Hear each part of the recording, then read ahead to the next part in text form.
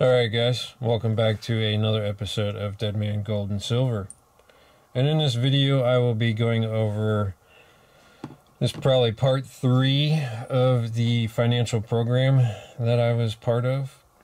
So again, I'm by no means a financial advisor. I make these videos for entertainment purposes, as I enjoy making these videos for you guys. Again, this is just my opinion. These are my opinions, interpretations, whatever you may want to call them. And I hope you take it with like a grain of salt and hope you do your own research. So, anyways, real quick, we have step 1 was $1,000 emergency fund, which, you know, you may or may not need more or less. That's something that you have to determine on your own.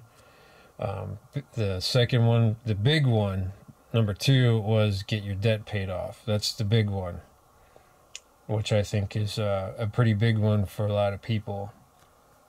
Number 3 was, you know, life insurance or yada yada. But I believe I am forgetting a lot of the steps here.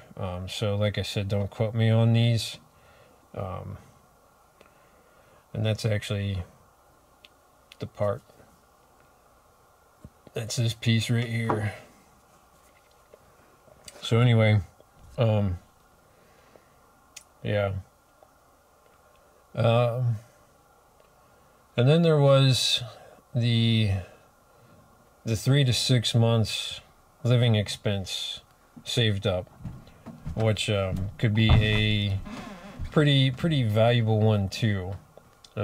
But they, you know, there was just so much, like I said in my other ones, so many unanswered questions that just kind of left me to go out on my own. And you know, they're just so against gold and silver and the precious metals. And I thought that to be very odd at one point in time. You know, because of it, you hear all this stuff about gold and silver, invest in now. You know, well, I'm in it for the long haul. That's the way I look at it, and definitely in it for the long haul.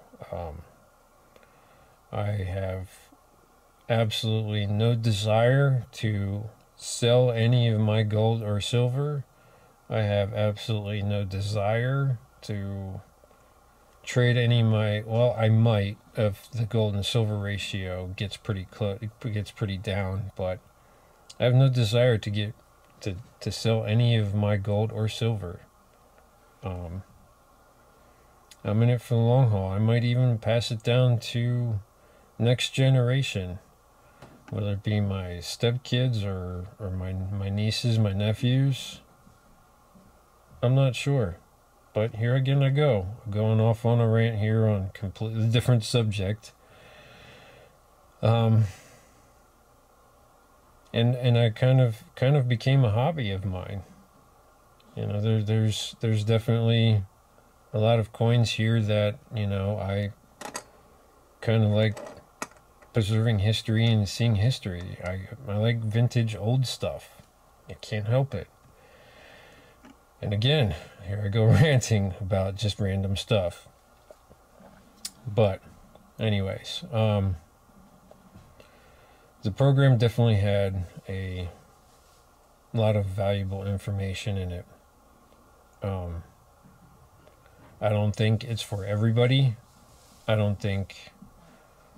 think of it as kind of like a guideline, maybe, if one were to say. You know, but you know, my biggest pet peeve of it was this. This was probably a pretty big one for me. You know, about how I said about investing in the real estate market and getting rental properties, where I get that could be a case of steady income, but also that rental property can be a costly investment, you know, and because of when stuff goes wrong in a house, it's not cheap to fix, you know. And yes, you know, the person that is, you know, making said rental properties, you know, should have a separate account and blah blah blah. But you know, that was my biggest pet peeve of this, because of where it could cost you in the long run. Why wouldn't you invest it into something like this, silver or gold, where you have no cost of like operation, you have no end cost, you just have the premiums, and then once you buy it, that's it. There's nothing more that you have to pay for. In fact, you know, it may seem like, you know, like I said, I'm in it for the long haul. You know, that's kind of like what rental properties are for. You know, you're in it for the long haul. But silver, you could be in it for the long haul too. Yeah, you may not make as much money at the end, but it's something that you can hold, and something that's not going to cost you anything, because once you buy it, it's a once and done type thing. You know, but again, this is just my opinion, just my rant. You know, yeah, I mean, yeah, you don't have the income with the silver that you would with a rental property, but, you know, I get that aspect of it, but it's, I don't know. Like I said, it just, you know, owning homes can be very costly. You know, and excuse me for just a second, guys. I gotta grab this one coin that I think you'll like.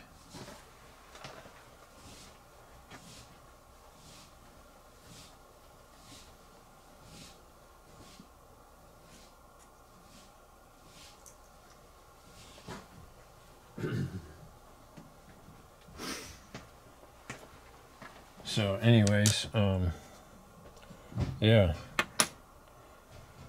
Rental properties, not for me. No, thank you. No, thank you. You know, but that's just me, and you know, this is what I'm gonna go for. You know, because of the way I look at it is what's gonna happen when I pass. I know we don't like talking about that, maybe a sore subject for some people, but what happens when I pass? What's going to happen with those rental properties? Well, if they may keep them, they may sell them. You know, that's a chance that we all take. You know, same thing with the gold and silver. You know, they may keep it or they may sell it. You know, but anyways, that's a whole nother subject for maybe another video here. So anyways, guys, I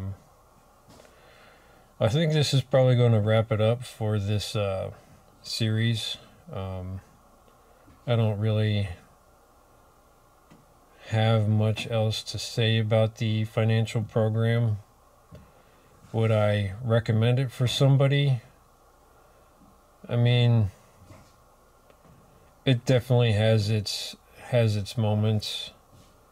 But I think honestly a lot of it is just a lot of common sense stuff, and you know, something hopefully, you know, you learn early on in your life, or your parents taught you, or, you know, I mean, I certainly hope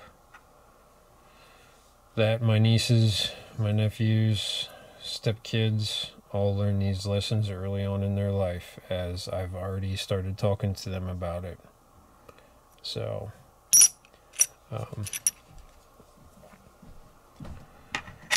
So, anyways, I think we'll wrap it up here at this video, and I hope you guys enjoyed this, and